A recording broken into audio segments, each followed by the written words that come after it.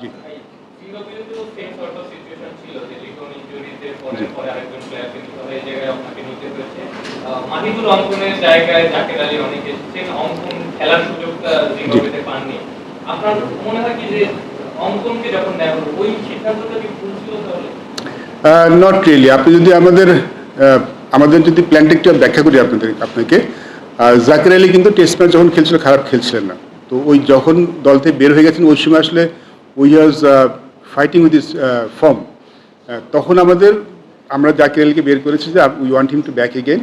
এবং ওই সময় আমাদের যে খেলাগুলি ছিল, হাই পারফরমেন্স যে খেলাগুলি ছিল, আপনি জানেন সামনে একটা এই দলের সফর হচ্ছে বাংলাদেশের, আমাদের বেশ কিছু খেলা আছে। তো আমাদের ছিল যে ও এই খেলাগুলি খেলে আবার ফিরে আসুক, বিকজ ওর মেন্টাল স্টেটও খুব একটা ভালো ছিল না ওই সময়, মানে ডিভাস্টেটেড ছিল। সো আমরা ওকে যেই কাজটা দিয়েছিলাম ওই কাজটাও খুব ভালো মতো করেছে।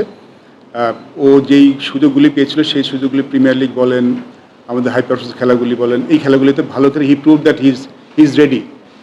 অঙ্কন, হ্যাঁ অঙ্কন আমাদের ব্যাকআপ কিপার হিসেবে গিয়েছিলেন, বাট জাকের সবসময় আগিয়ে আসবে আর কি। তো ইটস আনফর্চুনেট ফর অঙ্কন সুযোগ পায়নি, বাট অঙ্কন আমাদের যেই সামনে যে দলগুলি আছে সেখানে সুযোগ পাবে। সো আমরা সবাইকেই অ্যালাইন রাখছি, সো দ্যাট আমাদের যেহেতু সামনে অনেক খেলা আছে, সো আমাদের হয়তো মানে স্কোয়াডটা একটু বড় করতে হবে। সো সেই চিন্তা ভাবনা থেকে আসলে জাকের এসছে। জি, টিমটা দিতে চেয়েছিলাম অলমোস্ট উইকস ব্যাক। আমাদের যে তিনটা টিম করি আমরা, T20, ODI, test format. Test ফরম্যাটে মোটামুটি আমাদের সবচেয়ে সেটেল টিম, মানে টিমটা ভালো খেলছে গত কয়েকটা সিরিজ ধরে। এবং আমরা এই সিরিজ নিয়ে আমরা সবাই খুব এক্সাইটেড ছিলাম। নট অনলি যে অস্ট্রেলিয়াতে আমরা অনেকদিন পরে যাচ্ছি, বাট অস্ট্রেলিয়ার যে ধরনের সাইড, ওদের মাটিতে ওরা যতখানি স্ট্রং টিম, ওই টিমের সাথে খেলতে যেরকম প্রস্তুতি দরকার, টিমটা যেরকম অবস্থায় থাকা দরকার, ঠিক সেই অবস্থায় কিন্তু আমরা ছিলাম। সো সেখান থেকে যখন আমাদের সেটব্যাকগুলি আসছে, specially due to injury, it was really challenging. আমাদের একদম শেষ মুহূর্তে পর্যন্ত ওয়েট করতে হচ্ছে। আমরা শেষ মুহূর্তে ওয়েট করেছি বারবার। মানে আপনি জানেন, আপনারা সবাই জানেন যে অনেক প্রসেসের মধ্যে যেতে হয়েছে কোনোভাবে, মানে অ্যাটলিস্ট কেউ দুটি টেস্ট না পারুক, একটা টেস্ট যদি পারে আমাদের যারা মেন প্লেয়ার, সেটার জন্য আমরা অপেক্ষা করেছি। বাট স্পোর্টসে যেটা হয় সবসময় আপনি আপনার সবাইকে পাবেন না, বেস্ট প্লেয়ার আপনি সবাইকে পাবেন না। আপনি যেটা পরিকল্পনা করবেন হয়তো ট্যুরের আগে আপনার সেটা হয়তো হবে না। সো আমাদের জন্য শুধু দুর্ভাগ্যজনক না, কিছুটা হতাশারও ছিল, but it is what it is. আমাদের মানে আমাদের বেস্ট পসিবল টিম যেটা কারেন্ট সিচুয়েশন থাকে সেটা নিয়ে আমাদের যেতে হবে। সো ইনজুরি কনসার্ন তো থাকেই, ইনজুরি হলে তো আসলে আপনার কিছু করার নেই, সেটা নিয়ে আপনার আসলে আমি বেশি চিন্তা এখন আর করতে চাই না, যেহেতু আমরা টিমটা দিয়ে দিয়েছি আমাদের বেস্ট পসিবল সাইড যারা অ্যাভেলেবেল আছেন তাদেরকে নিয়ে। এবং আমি আশাবাদী এই দলটা নিয়েই আমরা আশা করি অস্ট্রেলিয়াতে ভালো খেলতে পারবো। এটা যদি ব্যাপারটা বলেন, আমরা যখনই কোনো প্লেয়ার সিলেক্ট করি, মানে যখন ধরেন যে কোনো প্লেয়ার, নট অনলি নাহিদ আছে, এখানে আমাদের তাসকিন আছে, আমাদের শরীফুল আছে, মুস্তাফিজ আছে, কিংবা তহিদিদারের কিন্তু একটা টেনিসের একটা সমস্যা আছে, যেটা তিনি অনেকদিন ধরে খেলছেন। সো আমাদের কাছে একটা অ্যাসেসমেন্ট আমরা চাই, একটা অ্যাভেলিটি চাই মেডিকেল ডিপার্টমেন্ট এবং কনসার্ন যারা ম্যানেজমেন্ট আছেন, যারা ওয়ার্কলোড ম্যানেজমেন্ট করে থাকেন, প্লেয়ারদের ইঞ্জুরি নিয়ে কাজ করেন, তাদের সাথে একটা আমরা রিপোর্ট নিই যে who is available, who is not. Nahid রানাকে কিন্তু আমরা সবসময় খুব মানে যেই ওয়ার্কলোড ম্যানেজমেন্টে বলে, এখন তো ওয়ার্কলোড ম্যানেজমেন্টে কিন্তু মুখে অনেক, আপনি জানেন এটা জিপিএস ট্র্যাকার থাকে, সো দে ট্র্যাক এভরিথিং, সবাই ট্র্যাক করে। এবং যখন ট্র্যাক করা হয়ে থাকে কে কোন ম্যাচটা খেলবে, কে কয়টা ম্যাচ খেলবে, কোন সিরিজে কোনটা খেলতে পারবে, এভাবে কিন্তু সবারটা করে, not only Nahid Rana, say about Taskin বলেন, যারা ফাস্ট বোলার আছে সবগুলি ফলো করা। নাহিদ রানাকে আপনি দেখেন আমরা অস্ট্রেলিয়ার সাথে কিন্তু সব ম্যাচ খেলেননি, সেখানে কিন্তু প্রথমে দুটি ওয়ানডে খেলেছেন, তারপর একটা উইক ব্রেক পেয়েছেন, তারপর দুটি T20 খেলেছেন। টেস্ট ম্যাচে was available according to workload management. Test ম্যাচে তারপরে আমরা বাড়তি সতর্কতা হিসেবে, অস্ট্রেলিয়া যেহেতু একটা ইম্পর্টেন্ট সিরিজ আমাদের, সেই সতর্কতা হিসেবে আমরা টেস্ট ম্যাচ খেলেন, যেটা আমরা প্রথমে মানে ব্যাখ্যা করেছিলাম কেন আমরা তিনজন ফাস্ট বোলার আমাদের রেগুলার নেই অস্ট্রেলিয়াতে। তারা কিন্তু সবাই, যদি ওয়ার্কলোড ম্যানেজমেন্ট বলেন, যদি এই মানে ফিজিওর যে রিপোর্টগুলি আসে সেগুলি বলেন, they are all fit to play test matches. তারপরে আমরা বাড়তি সতর্কতা হিসেবে কিন্তু আমরা টেস্ট ম্যাচটা তাদেরকে খেলাইনি, তিনজন ফাস্ট বোলার খেলাইনি। ওডিআইতে just fine.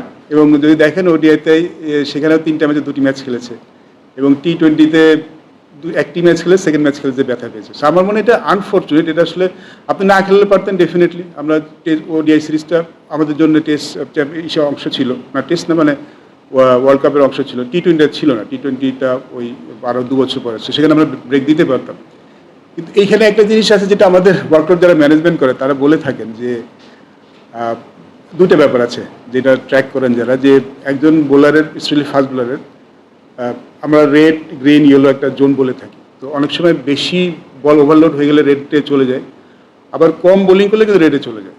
So he has to bowl enough, মানে এনাফ ওভার করে ওইখানে গ্রিন জোনে যেয়ে তারপরে আপনার টেস্ট ম্যাচ খেলতে হবে। সো তাকে কিছুটা খেলতে হতো, মানে আমি যদি ফার্স্ট বোলার না খেলে বসে রাখেন, আমাদের যে এখন যেইটা কাজ করা সেটা বলে সেটা কিন্তু ভালো নয় বলার জন্য। সো একটা যে কোনো ম্যাচ খেলার আগে আপনাকে সার্টেন অ্যামাউন্ট অফ বল করে তারপরে প্রিপেয়ার হয়ে যেতে হবে। সো বেশি বল করাও মানে রিস্কি, ওভারলোড চলে যায়। আর যদি আপনি কম লোড থাকেন তাহলে কিন্তু আপনি সেটা কিন্তু রেড জোনে চলে যান। সো এই চিন্তা ভাবনাতেই করা হচ্ছে। ডেফিনেটলি না খেলে কিছু হতো না, বাট তাকে কিছুটা খেলতে হতো। অ্যান্ড আনফর্চুনেট যে এখানে যে লেগে আছে, এই লাগাটা তো অস্ট্রেলিয়াও লাগতে পারতো। কারণ আপনি fact is you all know, you played, you seen enough cricket and enough cricketers.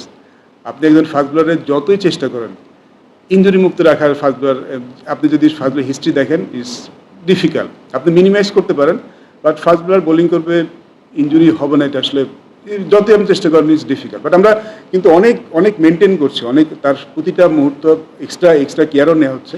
তারপর যদি যখন কি ইনজুর হয়ে যায় তাহলে আসলে আমি বলবো এটা দুঃখজনক আমাদের সবার জন্য আর কি। জি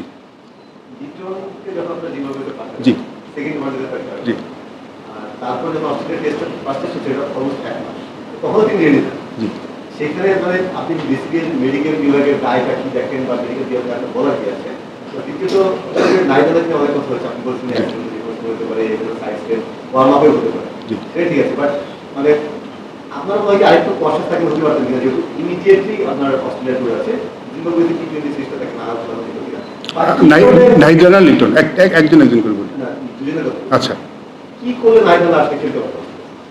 আপনারা করেন নাই বা আপনাদের এখানে না থাকতে পারে? ওকে, আগে লিটনেরটা বলি, যেহেতু লিটনের প্রথম করেছে। লিটনের যেই যদি একদম প্রথম থেকে চাই, লিটনের যখন লিটন প্রথম খেললো, ইনজুর্ড হলো এগেনস্ট অস্ট্রেলিয়া ওডিআইতে, আপনি যদি দেখেন ও টি-20 সিরিজে ছিল। সো তখন কিন্তু একটা যে ডায়াগনোস হয়েছিল যে সে কাপ মাসেল ইঞ্জুরি, বাট এটা অত বড় তেমন কিছু না। বাট সে টি-20 যখন পারেনি তখন আর একটা স্ক্যান হয়, ফার্দার স্ক্যান, সেখানে গ্রেড 1 টিয়ার ধরা পড়েছিল। এবং গ্রেড 1 টিয়ারে ইউজুয়ালি ওর যেরকম মানে টিয়ার, সেখানে মেডিকেল বলে যে 3 সপ্তাহের বেশি লাগার কথা নয়। সেই 3 সপ্তাহ কিন্তু জুন মাসে শেষ হয়ে গিয়েছিল ওই মাসেই। সো ইয়ার্স তারপর যেটা বলে টি-20 সময় তখন যেটা কথা হলো যে যেহেতু ডাউট আছে, তো সেহেতু আমার টেস্ট ম্যাচটা ইম্পর্টেন্ট, সো ওকে পাঠিয়ে দেওয়া হচ্ছে এসে টু গেট রিহ্যাব করে যেন রেডি হতে পারে।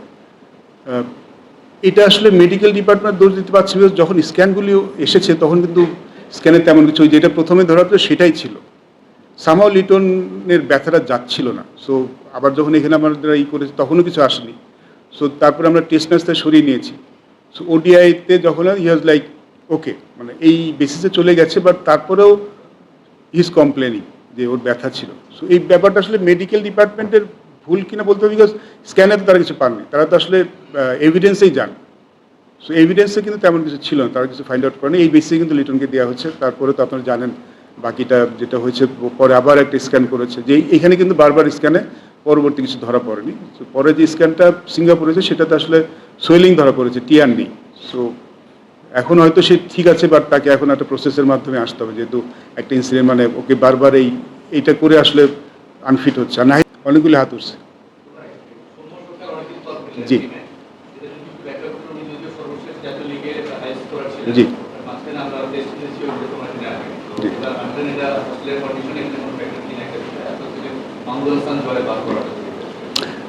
কয়েকটা জিনিস আমাদের মাথায় ছিল ডেফিনেটলি, যে যখন আমরা সৌম্যকে পিক করি আমাদের মাথায় ছিল আমাদের টু মেনি লেফট হ্যান্ডার হয়ে যাচ্ছে একসাথে। আমরা we almost have 5 left hander batsman in top now. এবং আমরা যদি সে তানজিদ তামিম এবং সাদমানকে ওপেন করে, তারপরে কিন্তু আমরা 4 জন পরপর লেফট হ্যান্ডি ব্যাটসম্যান হয়ে যাচ্ছে। এটা আসলে আইডিয়াল না। ডেফিনেটলি এই চিন্তা ভাবনা থেকে জয় আমাদের one of the right hand opener, যিনি যে এই কম্বিনেশনটার জন্য কাজে লাগে। বাট সোফার জয়কে নিয়ে আসলে জয়ের পারফরমেন্স এবং the way he is batting আমরা একটু চিন্তিত। বাট হি ইজ স্টিল আমাদের প্ল্যানে খুব ভালো আছে, বিকজ আমাদের একটা রাইট হ্যান্ড ওপেনার দরকার, নাহলে একবারে অনেকগুলি হয়ে যাচ্ছে।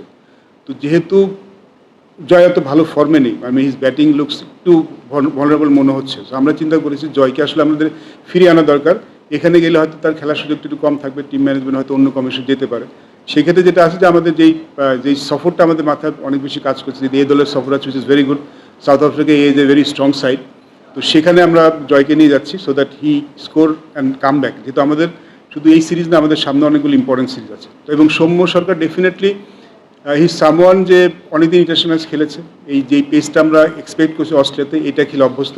আমরা অন্য ওপেনার দিকেও চিন্তা করেছিলাম, কিন্তু আনফর্চুনেটলি এই মুহূর্তে আমাদের রাইট হ্যান্ড নিয়ে ওপেনার খুব বেশি প্রস্তুত অবস্থায় নেই। আমাদের যেই কয়জনকে নিয়ে কাজ করছি তারা একদম নতুন, তাদেরকে আসলে অস্ট্রেলিয়া সফর নিয়ে যে একটু তাদের জন্য একটু ডিফিকাল্ট হতে ডেফিনেটলি। আমরা তাদেরকে নিয়ে কাজ করছি, আমাদের সিরিজগুলি হবে হাই পারফরমেন্স এ টিম, তারপরে পরে সিরিজগুলি আমরা আশা করছি যে এই উইদিন এ ইয়ার আমরা হয়তো ওরকম রাইট হ্যান্ডি ব্যাটসম্যান একজনকে প্রস্তুত করতে পারবো ইন ওপেনিং স্লট, যেটা আমাদের আসলে খুব ভীষণ দরকার। জি। সব ধরনের খেলার খবর পেতে সাবস্ক্রাইব করুন। সঙ্গে থাকুন খেলার পাতার।